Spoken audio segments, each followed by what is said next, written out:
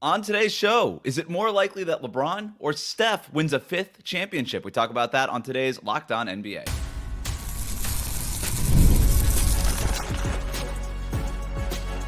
You are Locked On NBA, your daily NBA podcast. Part of the Locked On Podcast Network, your team every day. Welcome to Locked On NBA Friday. Wes Goldberg here with Adam Mares. However, you might be tuning in on YouTube, Odyssey, or your favorite podcast app. Thanks for making Locked On NBA your first listen every day. A reminder that now through September 22nd, all FanDuel customers can bet $5 and get a 3-week free trial of NFL Sunday Ticket from YouTube and YouTube TV. Visit FanDuel.com to get started. A fun episode today. Ben Simmons is in the lab. Before we get to that, we're going to play NBA More Likely Than Not. New segment. Pretty simple. I basically just give you, Adam, two things, and then you pick which one is more likely. So sounds easy. Yeah, sounds so easy so far. I've got some Western Conference playoff teams. Okay. Which team could break through the East? So we'll talk about all that stuff. But let's start with this one. Is it more likely that LeBron James or Steph Curry wins the fifth championship ring? Man, this is a great question. And it's like, it feels to me like a 50-50-er. So you did a great job on this one. Yeah. It depends, I think, on what each guy wants, because I don't know that Steph is going to win one in Golden State, and I don't know that LeBron's going to win one in LA. And I would even go a step further and say that I don't know that LeBron is going to win a championship the way he has always won his championships and always been competitive for championships, which is as this centerpiece dictating the terms of how everything goes. He's still good enough to do that this year, but I think there's diminishing returns, obviously. And can he segue into another role? Is he willing to win a finals, but not a finals MVP? Because that almost feels like what it would take. Steph Curry, I think even in his prime, was comfortable doing that. And if he were to leave Golden State and go somewhere else and be the sidekick or even just the co-star, not the main star, co-star to somebody else, I think it would work. I'm going to go with LeBron, though, because I think he's a higher floor raiser. And he also has proven to be the guy that's willing to go to different places to win. So right. I would not be surprised if we see him in Boston or Dallas or just some other place for a year or two. Oklahoma City? I don't know. That would surprise me. Well, the one that's out there is like, yeah, the Dallas Mavericks. That's been a thing. I mean, what if they were to team up and win a fifth ring together? I mean, that is honestly, that seems almost the most likely. If you told me that those two guys won another one, I'd be like, I think it's more together. Yeah, I just put the team in Las Vegas, let them do it for one more year, and they could just kickstart that franchise that way. I don't know. But I would probably go LeBron also because of everything you said. His longevity speaks for itself.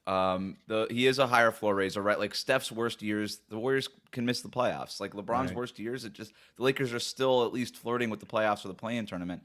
And he does sort of. Maybe I don't know if this is exactly right, but it feels like LeBron might just like fit anywhere if he was willing to reduce his role, not be sort of the center of the whole thing. Where Steph, like I think most people would just intuitively, Steph is the one that fits everywhere, elite 3-point shooter, whatever, but you do have to cover up for his defensive deficiencies. He is a great teammate, but kind of hard to play with because he just changes the geometry. He does all the patterns with the way he moves around the floor. Like, you have seen players just not, like, run into Steph on the court, like, literally just run into him because they can't get used to all the off-ball movement stuff, where LeBron, you just kind of, I know what that guy's going to do.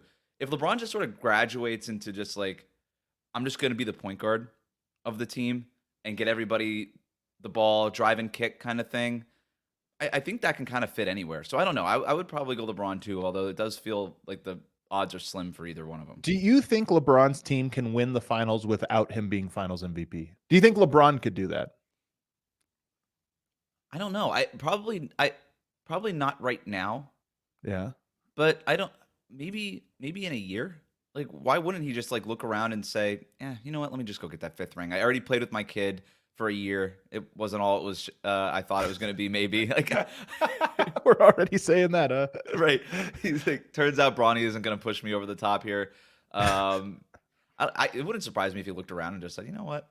I did the Bronny thing for a year. Why do I need to do it for 2 years? Let me go win that fifth ring. Yeah, it could be. Do you think, actually, here's another fun question. Do you think it would affect LeBron's legacy? I know we always talk about LeBron's legacy for 22 years. We've talked about it. But if Steph ended with 5 and he ended with 4, just would that, it would feel weird. That would feel weird, right? It would matter because then you would get the Steph fans being like, why aren't we having Steph in the same conversation as Michael Jordan? Right. He's got 5, LeBron's got 4. What's Right. up with that? That 100% would feel weird because LeBron and Steph are of the same generation. Right. And then you could make a plausible argument that LeBron wasn't even the best player of his generation, that perhaps it was Steph because he has the one more championship ring. It would feel funny. It would feel weird. I don't think you could make the argument, but it would still feel weird. I mean, one of the things people always said about Jordan is nobody ate on his watch, right? Nobody ate. If you say somebody also ate more, even though it's just circumstantial, had a better team, this or that, it's weird to think that. But, that's sports. So we agree on that one. Let's move on to the next one. More likely that Paolo Banchero or Chet Holmgren is the better player long term. You nailed these, man. This game is not easy. It's not easy. Not easy at all.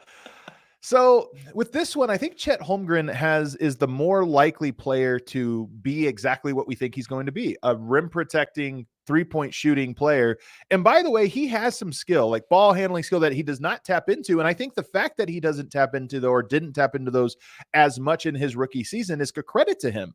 Like he understands to build the foundation and then to go up from there each layer. So in the coming years, I would not be surprised if Chet opens up a little bit more playmaking and facilitating and isolation scoring and different things. But right now, we know he can be an elite stretch big and rim protector, which is so valuable. But there is something to the all-around player, the go-to cornerstone fulcrum of the offense that we value more, and that's obviously what Paolo represents. I'm going to go with Chet Holmgren here just because I think at the end of the day, it's not hard to build a championship contender around a rim protector and a 3-point shooter at that spot. Mm-hmm. So I think there's this floor of Chet will be on good teams his whole career. I just think he's always going to be there. Whereas Paolo, you could see him going up and down based on the supporting cast that he has, even though he has this all-around skill that we usually think of as more valuable. Yeah, I think Chet has the higher floor, no doubt. Yeah. Right? Yep. He's probably right now the better player. And Paolo's so good though, man. But Paolo's awesome, and he definitely has the higher ceiling because prototypical wing size. I love how the Magic are just saying, you know what, we don't need the point guard right now. We want to put the ball in your hands. You're gonna get through the growth spurt here, and the growing pains, and be a dominant, or not a dominant, but just an above average ball handler, playmaker type, and we want to kind of foster that. And I think because of that and the responsibility that Paolo has for the Orlando Magic, his ceiling is just higher. Yeah, I think for sure. My question is, and now this might not be the fairest way to do it, but like player comps, like Chet, best case scenario, I think he could be a top 10 guy like Anthony Davis is, right? Rim protector, kind of does some stuff offensively, a little bit like that, where at least we've seen that prototype in terms of that could be a dominant player, a top 10 player in the league. Whereas Paolo, I mean, obviously all these wings, is he more like hitting that Jason Tatum level? He's more of a big, and that's part of it. Like Jason Tatum has the size defensively to be more versatile and do some of these different things, whereas Paolo is more of a big. I mean, I almost look at it and think Blake Griffin, who was obviously an incredible player. If you compared Blake Griffin and Kristaps Porzingis, I think everybody would say Blake Griffin the better player, right? Because he does all these different things. But it's almost hard to build around that mold that you have to really nail, I think, a lot of the positions. And I think Paolo will run into that by no fault of his own. Maybe the game evolves. Maybe he forces it to evolve, which would really be impressive. But at the moment, it does feel like the mold of a Chet Holmgren is just so easy to build around. He's out of the way, but he does all the stuff you need. Yeah, he's out of the way. He's spacing the floor, all those things. Blake Griffin is a great comp for Paolo. But you could like Paolo was, or Blake Griffin was on MVP ballots for that one year. Like there was like his peak was just higher. But yeah, this is a tough one. But the playoff success, I'll go. Yes, I'll go Chet higher floor, Paolo higher ceiling, and then I don't know. I'll just go Paolo since you went Chet, and that makes. I think that's probably where I would go to. Actually, that sounds right. Will Mike Budenholzer's new team or his old team go further in the playoffs? We'll talk about that next here on Locked On NBA. Today's episode of Locked On NBA is brought to you by our friends at FanDuel. Look, you've heard us talk about FanDuel, America's #1 sports book. Well, we have something a little bit different to talk about. Now through September 22nd, all FanDuel customers can bet $5 and get a 3-week free trial of NFL Sunday Ticket from YouTube and YouTube TV. My Miami Dolphins, it's not been awesome. First week, our star wide receiver got detained by police. Second week, our star quarterback got a concussion. How are the Nuggets or how are the Broncos doing? Well, we have 1 touchdown came in garbage time in 2 weeks, and I think we have 4 first downs. I don't know. I lost count. I think it's 3 or 4 first downs. Too many to keep track of. Too many. Too many. With YouTube TV's base plan, you'll be able to watch every regular season Sunday afternoon out-of-market game, so you don't have to watch the Dolphins and the Broncos anymore. All you need is a Google account and a current form of payment, and you can cancel anytime. Just visit FanDuel.com. Download America's #1 sportsbook. We'll be right back. Thanks again for making Locked On NBA your first listen every day. The best way to support the show is to leave a 5-star rating and review on your podcast app. Make sure you hit that subscribe button on YouTube. Continuing on with our segment, more likely than not, more likely, Adam, that the Bucks or the Suns go further in the playoffs. The Bucks are Mike Budenholzer's old team. The Suns are Mike Budenholzer's current team, and that's sort of the through line here. It is a good through line, and it's a great question. Man, when I look at this one, this is another tough one, Wes. You nailed these, man. This is an elite hosting work right here. I feel like can be a nice Bucks buyback year, right? Like they're sufficiently depressed in value that you could almost pick them to go high. But the East just got a lot of really good teams that you look at it and go, are they likely at this moment to go past the second round? I don't know. The Suns are explosive. They obviously got swept in the first round last year. You know what? Screw it. I'm going with the Bucks. I don't feel great about this pick, but I'm going with the Bucks. They're going to surprise the Eastern Conference this year. We'll see. I'm higher than consensus on Milwaukee this year because, like you already said, it feels like everybody's just overlooking them. Now, does that mean I think they're going to win the championship? No. I just think that they're going to win a lot of regular season games. It's easy to make fun of Doc Rivers and his playoff failings, and that's totally fair. But the guy's also a regular season wins machine. And so have Milwaukee, by the way. Like, people act like the Bucks were out of the playoffs last year. They finished third in the Eastern Conference. I mean, Giannis just you walk into 50 wins with that guy on your roster. And so I think that I bring that up because I think their potential to win more regular season games and be a higher seed in the East is greater than the Suns, right? Like, there's a world where I could see the Suns being in the play-in tournament. In fact, it might be the safest bet to bet on Phoenix being in the play-in tournament. Yeah, I might not go that far, but like some people would argue that. And so if you're in the play-in tournament, you could just not make the playoffs, which would really hurt them getting further in the playoffs than Milwaukee. So I just think if I was actually like bet $10 on this, the safe bet would be Milwaukee, right? Because the East is just a little bit weaker. You'll be able to stack some wins on some of the bad teams. We know they're going to be in the playoffs. Where worst case scenario for Phoenix, like Kevin Durant gets hurt, the whole season goes downhill and whatever. I think the safest bet is Milwaukee, so I'll go there.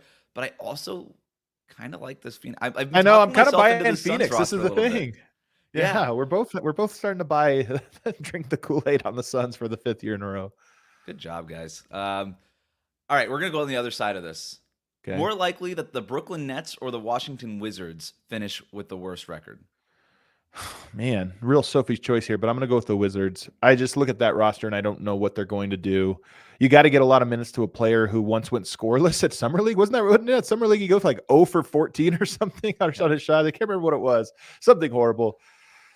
Brooklyn, man, this is a really tough one. Brooklyn's not like I'm really buying. Does Cam Thomas get hot every now and then? It just has like 1 or 2 40-point games where he lucks up and wins. I don't know, man. I think we're talking about a real race to the bottom, a real race for Cooper Flag. He'll probably end up at neither spot. It'll be some team that was the 8th worst record, somehow leapfrogs all of them. I'm gonna say Washington loses more games than anyone. I'm gonna go Brooklyn here. I think there's gonna be people. There was people last year, I don't know if you remember, but when Jordan Poole got traded to the Washington Wizards, there was people saying Jordan Poole's going to lead the league in scoring. And I saw that and I was like, that is crazy from like reputable NBA folk. And I was like, that's nuts. And they're like, oh, well, he'll get all the touches. He's going to have plenty of chances. My argument all the time was, so what? You still have to be an elite. Like, you have to be one of the best players in the league to lead the league in scoring, right? And I guarantee you there's going to be people making hot takes like, oh, is Cam Thomas going to lead the league in scoring this year for Brooklyn? And I'm going to say, that's crazy. You are on crazy pills if you say that. You still have to be an efficient every night scorer, right? It doesn't. You can get all the shots. There's no way he can lead the league in scoring. I'm telling you, Adam, you're going to hear it. You're going to hear it. I promise you, you're going to hear it. The great thing about having to lead the league in scoring is you have to make your shots. It's not enough to just take 20 a game. Yeah.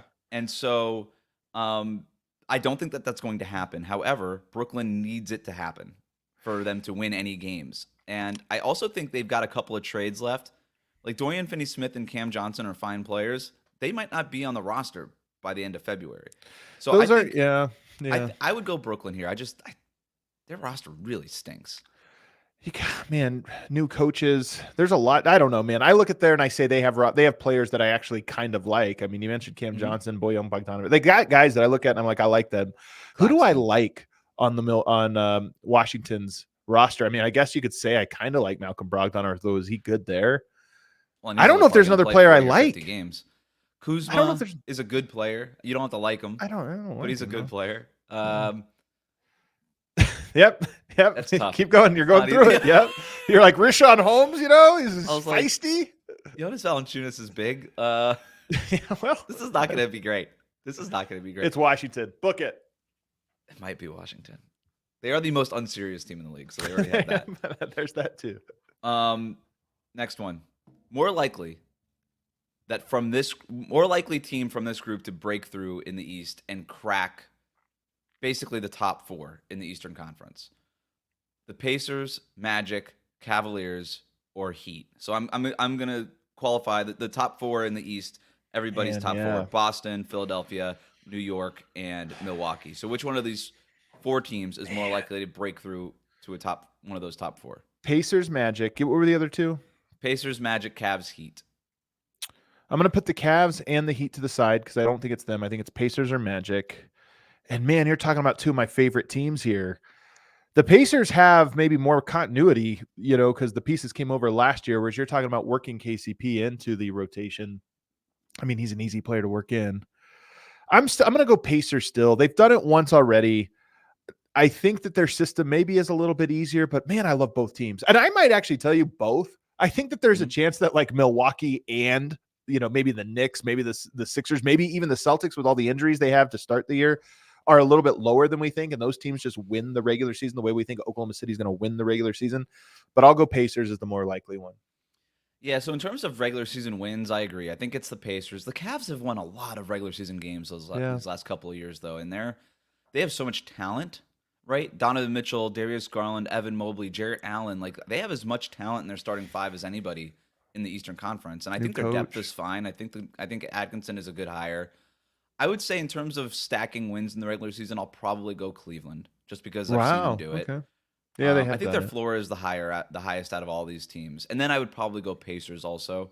I think there is a lot of when you go to the Eastern Conference Finals, I think you just have a lot of confidence going into the next year. They know they're a good team. The play-in tournament last year and all these things, they had a lot of regular season success, a full year of Pascal Siakam and all these things. So I think it would be one of those 2 teams in terms of the regular season. In terms of the playoffs, I got to go with the Miami Heat. And if the Heat are going to if anybody's going to knock off one of the top 4 teams, I'll go with the Miami Heat. Classic play-in team that makes the 8 seed and then takes it to 7 in the first round. So you might be right. I think they're the one team that doesn't belong in the conversation for sure. And I mean, maybe you're higher on them than I am, but regular season wise, I just don't think that they can compete with those other 3. Totally fair. Last one here. More likely that the Rockets or the Spurs compete for a spot in the play-in tournament. Another great one. I think I'm going to go Rockets, I think, somewhat easily. But what I will say is the Rockets have like 8 players that I love that I'm very interested in their leap they take this year, or if they take a leap. The Spurs have 1, one player that. So it's kind of funny how much this balances out to being as close as it is. But I think the Rockets are good. I think they're motivated to be good. I'm not sure if the Spurs are motivated to be good. And while I think Wemby is awesome, I think year 2 is always the year you think they make the leap, but not the consistency leap. They make the peaks now become, pop up. So I still expect Wemby to have some rough nights. And when he's rough, I think the team will be rough. Both teams very good, but I think the Rockets actually are a play-in or playoff team this year. I've got the Rockets also. I think it's going to be a very popular pick to just go ahead and take Wemby's team. But and I like pieces. I like the addition of Chris Paul and Harrison Barnes just as veteran leadership pieces, but I don't know that they're moving the needle in terms of wins. I think they just help in terms of the building process and getting the young guys kind of up to snuff here. And if Devin Vassell is a good player, but besides that, I'm like, I look at that roster, I'm like, boy, that team is thin. Yeah. Right. And you look at the Houston Rockets, and they just have so much more talent across the board. Alperen Sengun, Jabari Smith Jr., Jalen Green, Cam Whitmore. They just got Reed Shepherd. Like, all these guys have so much more room to grow and just get better as players. Ime Udoka is just one of these great coaches now, and they also won 41 games last year. They were in this mix. They obviously didn't make the play-in tournament, but they were in the mix last year. So between them winning 5, 6, 7 more games, whatever it would take to kind of get into this play-in, versus the Spurs having to win 25 more games. Just feels like a safer bet to pick Houston. So I'll go the Rockets as well. All right, coming up next, it is officially Ben Simmons season.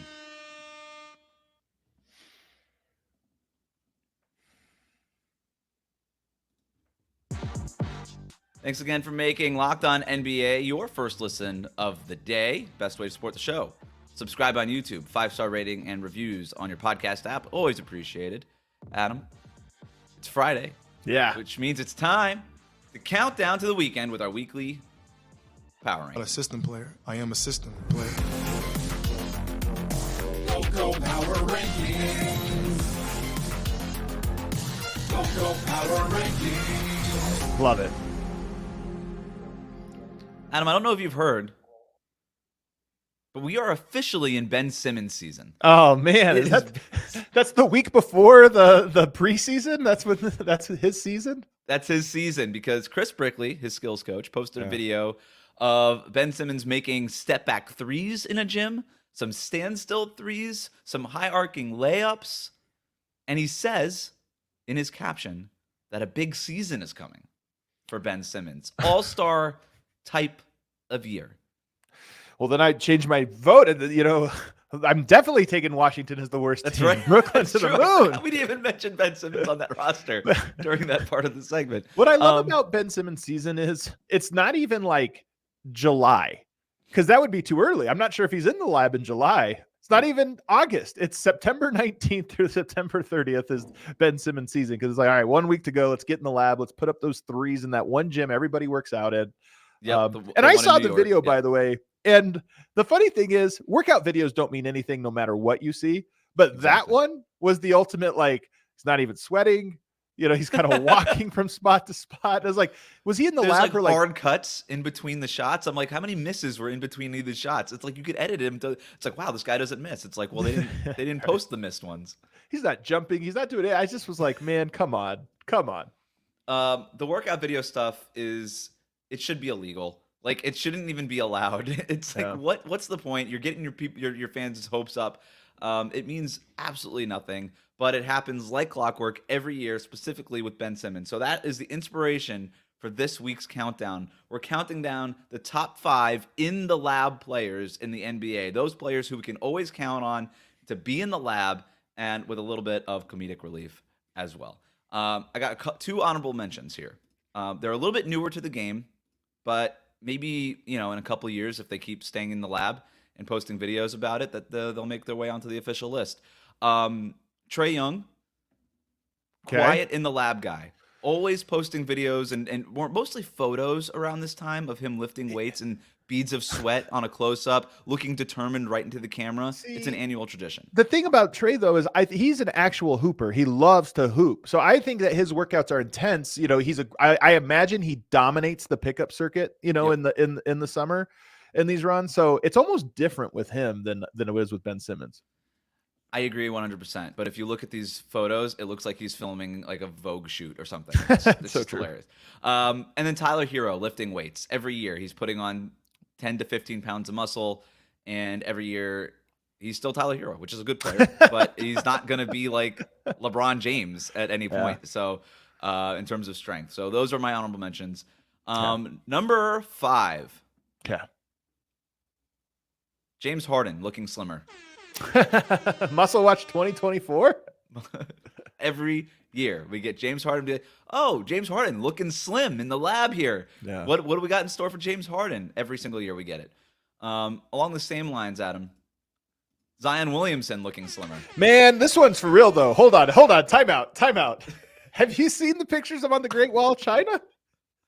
He looks good. I know that's a huge structure, so like maybe his relative size, It's making him look small, but he looks great. Like, you thought I was big. Wait until you see the Great Wall of China. There's nothing dumber than when you buy stock off of a photo that you see of a player in the offseason. But that being said, I'm buying some Zion stock right now. Buying some. Talk to my broker. So Zion and Luka. So usually players get I'm not thinner as buying the Luka. season goes on. Yeah. There's a few players who tend to get bigger as the season goes on, true. and Zion and Luka are the guys. Yeah. And I think they're almost like overcompensating. They're like, look, I just don't want to lose all this weight because so much of my game is developed in my strength and all these things. So let me just eat these cheeseburgers, whatever it is.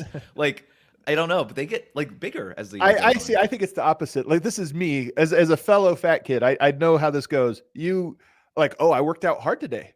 I can have a treat.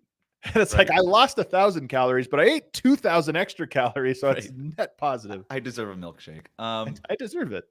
So that's Slim Watch there. Number 3, LeBron James pickup games. I haven't even seen these, man. It's well, so I probably should have put this lower because we really haven't gotten it yet this year. But maybe they're around the corner. Oh, He likes okay. to start doing these around the time where he starts teasing the new LeBron Nike shoe, and he's usually wearing those Right, in the right. videos. So Yeah. maybe we're not there yet. I don't know. But he also was playing in the Olympics this year, so Here- maybe here's- that changed it. Yeah, here's the thing about LeBron. He's always in shape, and actually, it's not a ruse. It's like, oh, Right. LeBron was in the lab all summer. He looks- actually is in the lab, so maybe he should be hired. I don't know. You get more credit for actually doing it. I don't know. He's right in the middle. Maybe that's perfect. This one, he's new, and this is a surprise entry into the top 5 in the lab list, and it's Jaylen Brown going underwater lifting weights. Yeah. And the best part about this is that in the caption, it's 3 words. It just says, "Live your advice." Under photos of him lifting weights in advice. goggles. I'm like, how many people is Jaylen Brown telling to lift weights underwater? What does that mean? Live your advice. I always tell people to lift telling weights everybody underwater, that. and now I'm gonna do it. Yeah, it's so true. I can't. Well, I've been talking about this all year. I better go do it. Also, like, as much as there's probably some science behind this, and it's actually really helpful, it does seem real dangerous. You know, like, I don't want to we unfortunately have lost Jaylen Brown. He suffered a tragic accident, drowned in a pool when he was trapped by his 100-pound weight. Right, doing deadlifts underwater. He couldn't get up. Like, it's like, what is going on with this? It's morbid. My Stay favorite safe, thing about Jaylen Jaylen Brown's Instagram is not just the ridiculous captions, but his name on Instagram is Energy Shifter. So are we trying to get that off the ground now?